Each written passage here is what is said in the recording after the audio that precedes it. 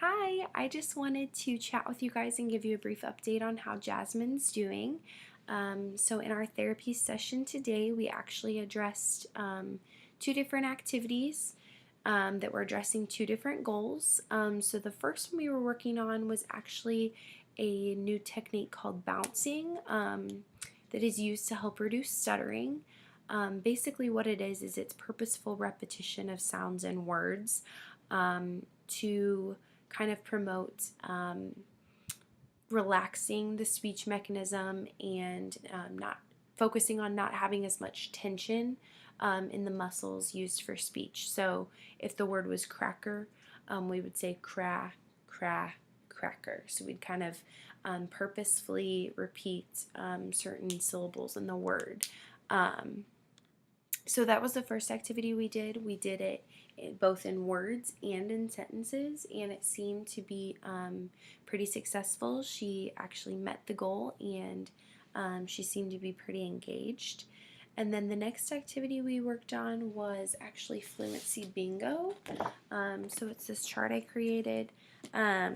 She expressed to me that she sometimes gets really embarrassed when she asks questions or talks to people or converses in a normal conversation, just because it takes her a little bit longer to get things out sometimes. So together we came up with some questions and some statements that are kind of relevant to her life. Such as, I'm getting married in October of 2019. So something she maybe says more on a regular basis and wants more practice with, and kind of is a little bit more meaningful and has some carryover into her life.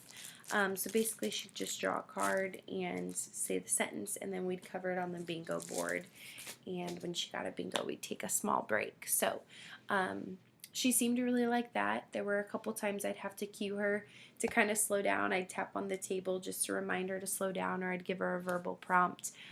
Just say, hey Jasmine, let's slow that speech, stress those syllables. So, but with the help, she seemed to do pretty well. So actually, I did end up sending the bingo board home with her as she requested it. She said she wanted to practice more at home. So you'll probably see that at home. But as far as next time, I'm going to continue with the bouncing technique, but I've modified the goal a little bit since she did meet it during today's session. So instead of using bouncing during a structured activity, such as one that I planned today, we're going to kind of make that shift towards normal conversation. So we're trying to bridge that gap between structured activities and everyday conversation. So I'm just going to have a conversation with her and kind of see how she uses those techniques in her regular conversation. And then as far as the second goal with the fluency bingo, since she didn't quite meet that goal, we're going to go ahead and work on that again. It seemed to be really meaningful to her since it kind of had some direct carryover into her everyday life. So we're going to go ahead and use that again and address that goal. But other than that, if you don't have any questions, I just wanted to give you a quick update. I appreciate your time. Thank you.